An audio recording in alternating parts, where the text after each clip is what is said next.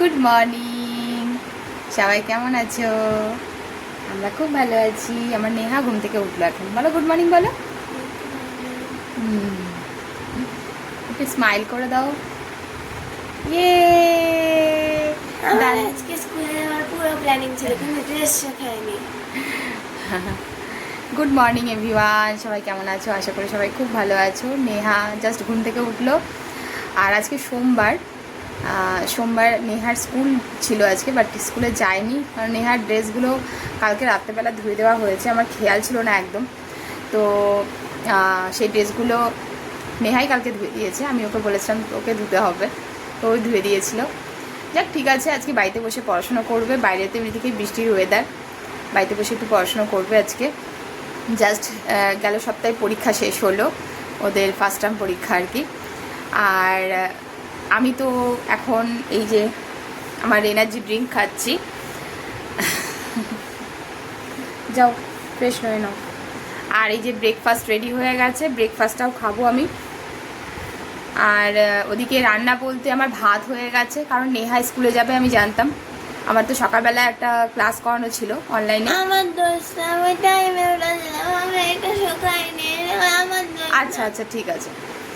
তো সকালবেলা একটা অনলাইনে ক্লাস ছিল, সেটা করালাম। করিয়ে টরিয়ে নিয়ে ভাত তখনই বসিয়ে দিয়েছিলাম। ভাত হয়ে গেছে। কচুর শাক রান্না করব। কচুর শাক প্রায় আমার মানে সেদ্ধ টেদ্ধ হয়ে গেছে, কাটাই ছিল আর কি, কেটেই কাটাটাই নিয়ে এসেছিলাম বাজার থেকে কিনে।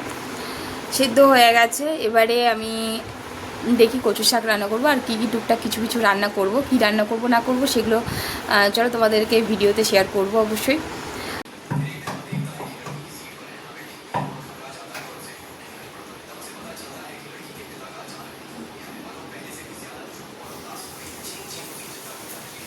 জীবনের অনেকটা অধ্যায় রান্নাঘরে কাটিয়ে দিয়েছি বন্ধুরা।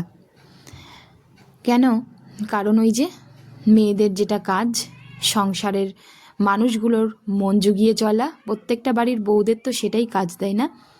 আচ্ছা, তুমি তো একটা বউ যে আমার ব্লগটা দেখছো, তুমি বলো তো, তুমি কি তোমার স্বামী, সংসার, শ্বশুর শাশুড়ি, সন্তান এদের মন জুগিয়ে চলো না? নিশ্চয়ই চলো। হ্যাঁ, আমিও চলতাম একটা টাইমে, চলেছি 10টা বছর ধরে তাদের মন জুগিয়ে চলেছি। পরিণামে কি পেয়েছি জানো তো? পরিণামে পেয়েছি অসম্মান, অবহেলা, মানসিক অত্যাচার, সময়তে গায়েও হাত উঠেছে।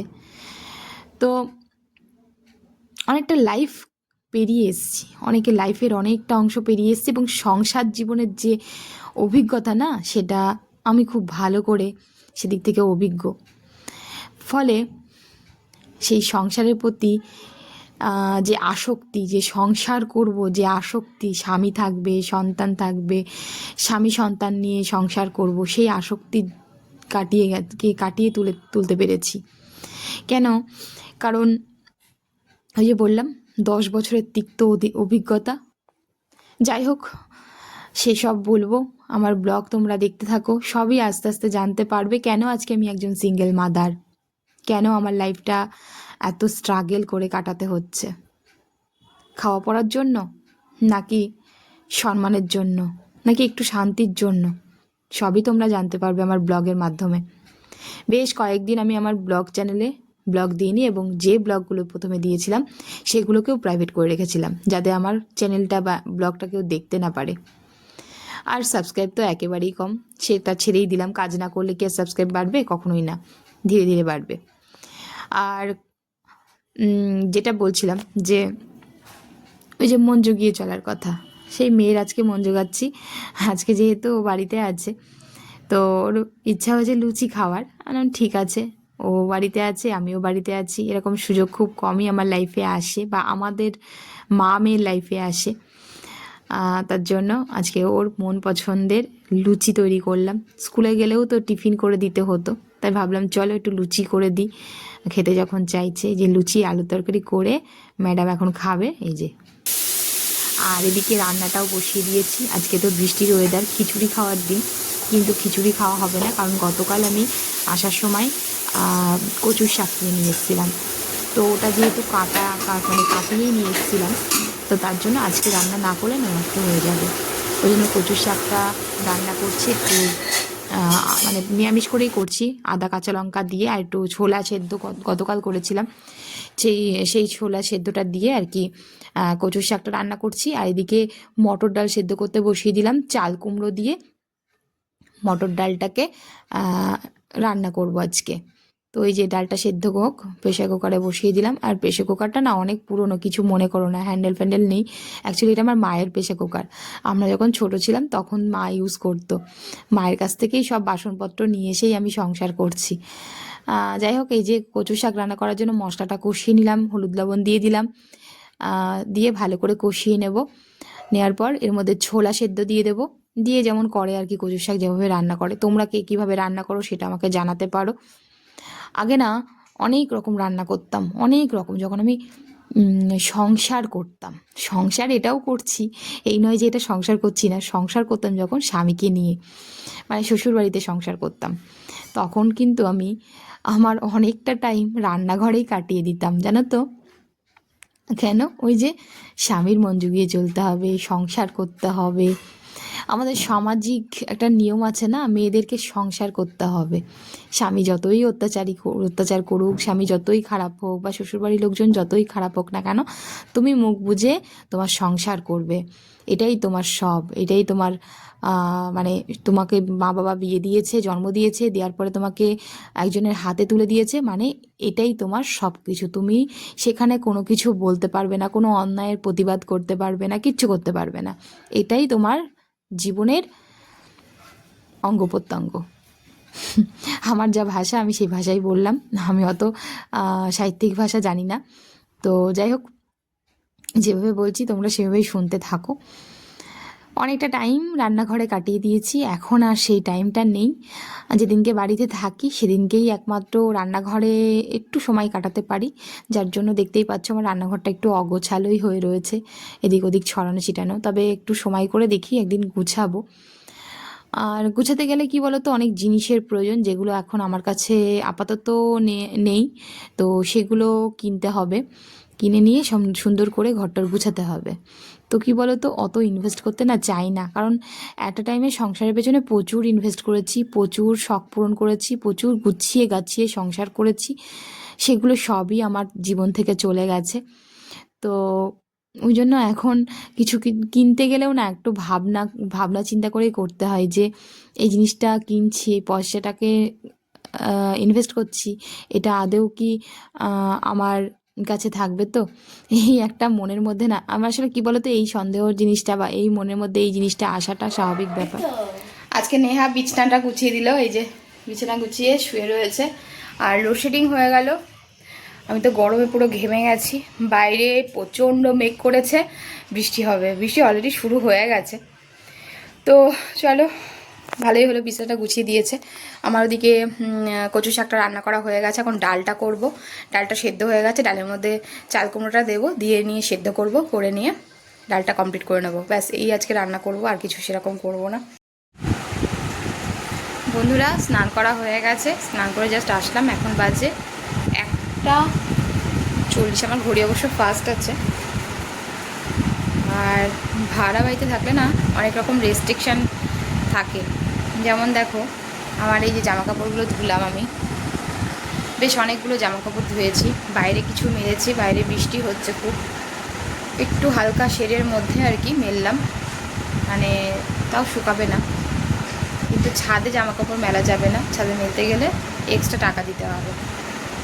এবার কোথায় মেলবো জামা কাপড়, দেখতেই পাচ্ছ খাটের স্ট্যান্ডের কি অবস্থা। তো এই হলো ব্যাপার, অনেক রেস্ট্রিকশান ফলো করতে হয়। সত্যি কথা বলতে নিজের বাড়ির মতন শান্তি, মানে নিজের নামের বাড়ির মতন শান্তি বোধহয় পৃথিবীতে কোথাও নেই। বন্ধুরা, এই যে এখানে আমি করেছি ডাল হয়ে গেছে, এখানে কচুর শাক, ভাত বেড়ে নিয়েছি, আর এখানে হচ্ছে ডিমের পোস্ট। এই সুযোগগুলো খুব কমই আমার জীবনে আসে। নেহা যখন বাড়িতে থাকে, মানে উইকেন্ডে শনি রবিবার করে, সেই দিনগুলো হয় আমার কাজ থাকে, আর নয়তো নেহা হয়তো স্নান করে না, দেরি করে স্নান করে, বা খাবে না বলে, তো তখন আমার খেয়ে নিতে হয়, আর আমি টাইমটাকে খুব মেনটেন করার চেষ্টা করি। নিজেকে সুস্থ রাখার জন্য। নেহাকেও বলি করতে, ও যেহেতু বাচ্চা মানুষ, বোঝোই তো বাচ্চাদের এখন একরকম পরে একরকম। তো তবুও এই সুযোগগুলো যেহেতু খুব কম আসে, তাই আজকে আমি নিজেকে অনেক ভাগ্যবতী মনে করছি। কারণ কি, আমি আমার সন্তানের সঙ্গে দুপুরে লাঞ্চটা করছি। এখন সন্ধ্যা হয়ে গেছে, সন্ধ্যা বলতে ওই কটা বাজে, 5:30 পৌনে 6টা মতন বাজে।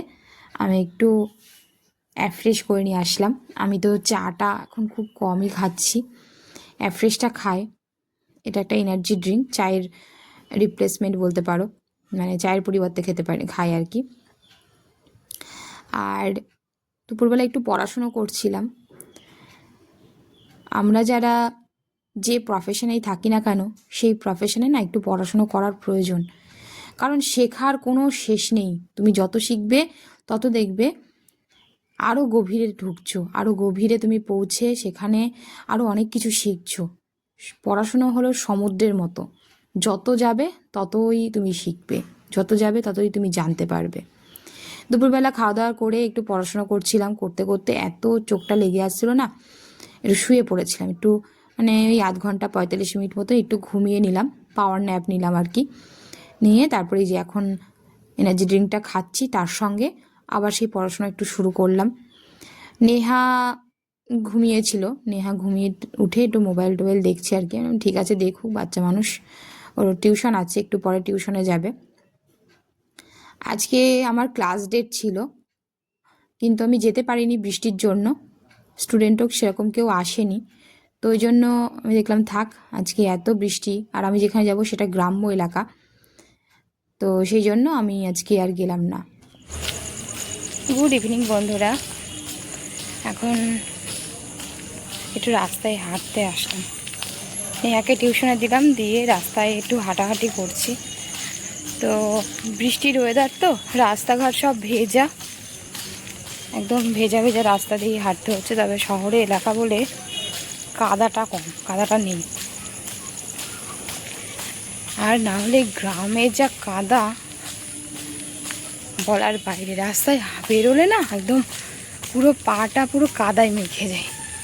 আর শহরের রাস্তা তো পুরো ঢালাই রাস্তা, জল জমে থাকলেও, মানে জল যদি জায়গায় জায়গায় একটু একটু জমেও থাকে, কিন্তু কাদাটা নেই। এটাই হলো সুবিধা শহরের এবং গ্রামের মধ্যে, পার্থক্য বলতে পারো একটা বিশাল বড়। গ্রাম্য আজকালকার দিনে অনেক গ্রামেই এরকম হয়ে গেছে যে ঢালাই রাস্তা হয়ে গেছে, পিচ ঢালাই রাস্তা হয়ে গেছে। এবার সব জায়গায় তো না আর সেভাবে করা হয় না। শহরে যতটা গুরুত্ব দিয়ে কাজগুলো করা হয়, গ্রামে ততটা গুরুত্ব দিয়ে কাজগুলো করা হয় না। ফলে কি হয়, ওখানে জল কাদাটা বেশি।